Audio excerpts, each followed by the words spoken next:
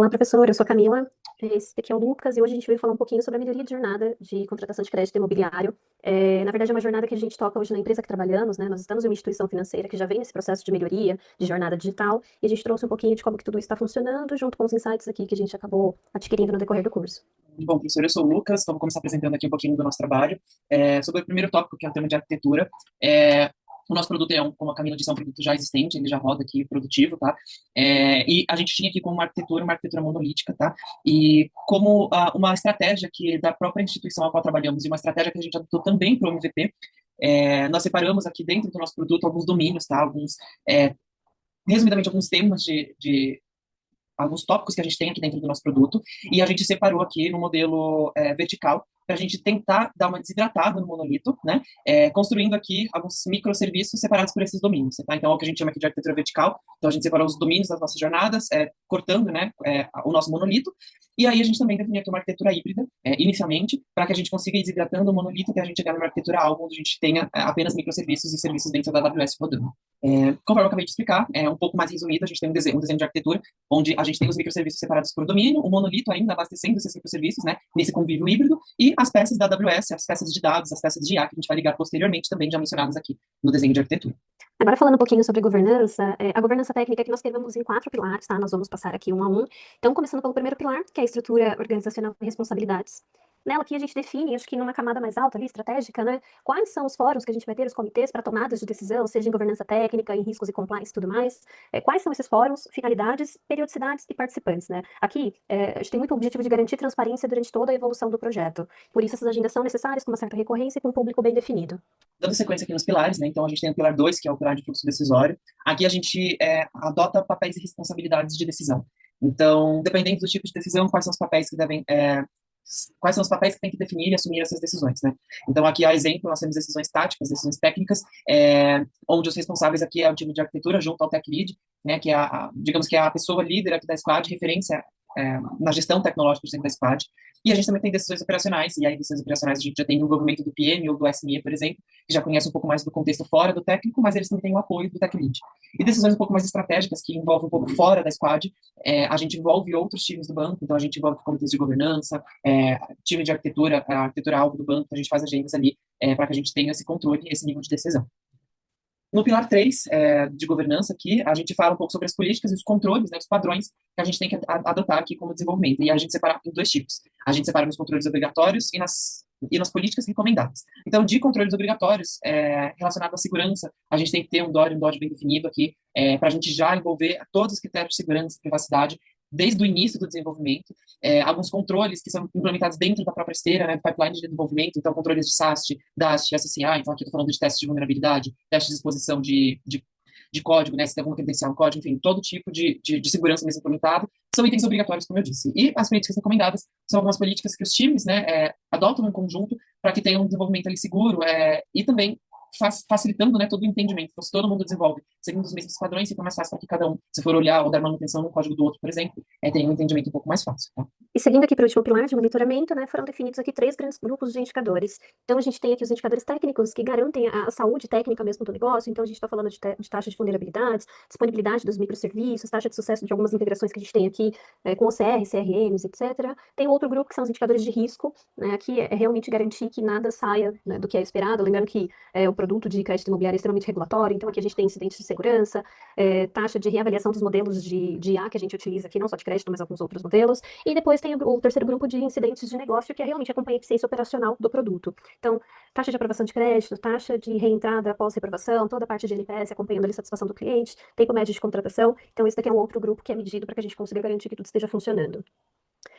E aqui, dando continuidade, a gente tem, de forma complementar a tudo que a gente falou aqui desses pilares, porque ali a gente está falando de um nível mais estratégico. A gente tem uma camada intermediária que é fazer com que tudo aquilo que a gente comentou seja aplicado no dia a dia. E a matriz RACE aqui ajuda muito nisso. Então, ela traz atividades, papéis e responsabilidades. Por exemplo, definição técnica, quem que é responsável por garantir que tudo isso funcione? Então o responsável aqui é o tech lead, quem aprova é o PM. Então, a gente traz aqui todas as responsabilidades e como que elas acontecem aqui de forma simultânea. E aí, seguindo a mesma linha que a Camila acabou de explicar, a gente também tem uma matriz complementar, que é tudo que foi falado, que é a matriz de risco técnicos, né? Então, a gente mapeou todos os possíveis riscos, né, que a gente tem aqui para o nosso produto, colocamos numa matriz, descrevemos um pouco o que é cada um desses riscos e um grau de probabilidade, impacto e criticidade para que a gente consiga ali criar alguns controles de mitigação, para que a gente zere ou mitigue o máximo possível esses riscos encontrados, e a gente definir os papéis, né, os responsáveis por implementar e manter esses controles ativos, para que esses riscos eles sempre sejam os menores possíveis, tá? Então, essa matriz ela auxilia aqui a gente a efetuar tudo isso. Bom, acho que seguindo aqui agora para o tópico de estratégia de dados e inteligência artificial, todo esse histórico que a gente acabou de explicar, toda essa modernização, toda essa decisão de arquitetura, estrutura, né, responsabilidades, a gente chega aqui num tópico que a gente não pode falar só de dados, né? A gente tem que falar aqui que esse é um tópico que vai trazer decisões estratégicas para o nosso produto. Então, os dados, eles vão trazer para a gente valor, melhorar a tomada de decisões, melhorar a eficiência. Então, esse é um tópico estratégico, não é simplesmente um dado. E com toda essa arquitetura nova construída, eu coloquei até aqui um pedacinho do desenho de solução, a gente consegue ter uma base para que a gente consiga trabalhar esses dados e até envolver a inteligência artificial para complementar o uso desses dados, né? E colocar eles de uma maneira estruturada, governada e segura dentro do nosso produto, né? Então, com todos esses dados e com a implementação aqui da IA, a gente consegue gerar modelos, a gente consegue gerar muitas insights aqui para que a gente consiga criar novos produtos, né, oferecer novas propostas para o cliente. Então, esse tópico aqui ele é muito importante aqui para a gente, depois de toda essa modernização que a gente pretende construir.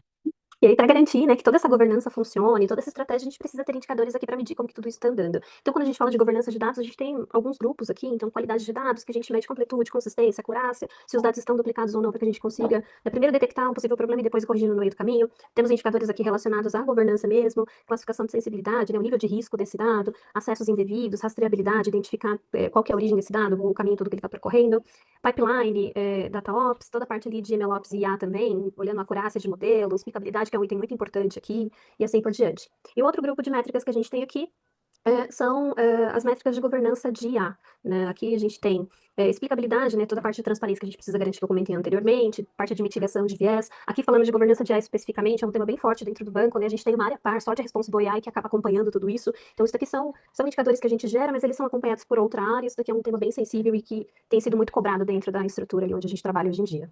Bom, o tópico aqui de DevSecOps, eu acho que é um tópico que auxilia e acelera tudo o que a gente mostrou do trabalho até aqui. Então, como fazemos para implementar tudo isso? Como a gente garante que todos esses processos, todos esses gates, eles são implementados? Eu acho que essa esteira de DevSecOps a gente consegue garantir em toda a esteira de desenvolvimento todos esses pontos. E como a gente faz isso, né? A gente consegue incluir aqui dentro da esteira de desenvolvimento, pipelines, né, CI/CD, a gente consegue garantir que todos esses gates estejam ali implementados dentro da esteira. Então, se algum time, algum analista, enquanto estava desenvolvendo, não pensou em segurança, por exemplo, algo que é obrigatório aqui dentro da esteira, a esteira vai avisar, né? Ela não vai conseguir dar sequência.